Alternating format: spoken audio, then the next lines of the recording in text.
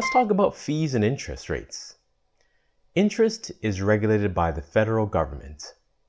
Interest is stated as an annual amount, APR, otherwise known as the annual percentage rate. Interest rates are legally capped at 60%. Fees are a bit different from interest rates. There is no formula for fees charged by lenders. Fees are simply what second-tier lenders charge you to borrow their money. An example of a second-tier lender is a payday loan in Ontario. Fees for a 2-week loan are capped at 15% of the amount borrowed. So a $500 payday loan today will result in a $575 repayment in 2 weeks. If you multiply $500 by 15%, it's $75. That's an extra $75 in fees, which you will be required to pay. So here's another term we need to understand: principal. The principal is the initial amount of money that is borrowed in a loan.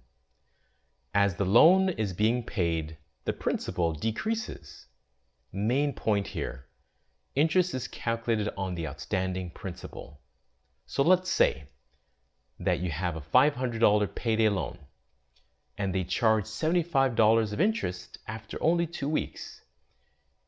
If you pay $100, you would have only paid $25 of the principal.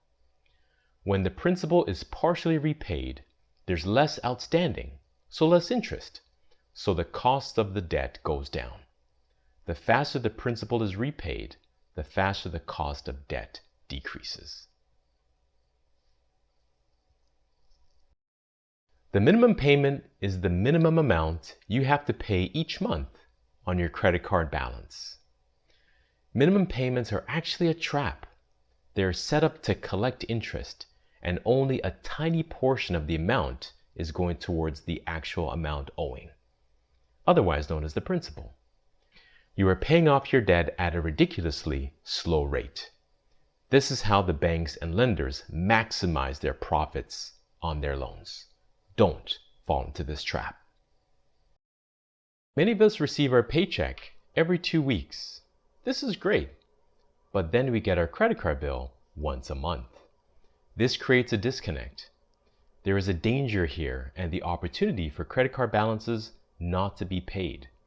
It requires some planning and budgeting so that you can make your payment to your credit card bill successfully.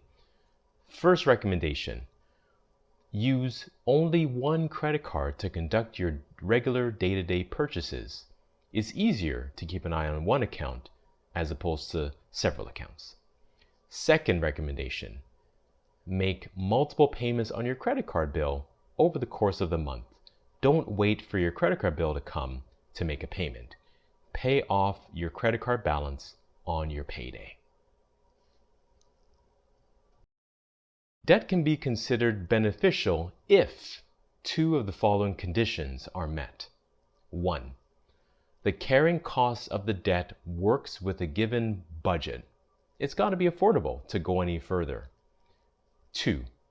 Total of future benefits from whatever the debt relates to must be greater than the total of future cost of the debt. This is great to follow the idea: don't buy something you can't afford. Staying on top of your personal finances is important. Track your expenses, stay disciplined, and sacrifice. If you're able to focus on those things, you will achieve the success that you're hoping to in your financial life.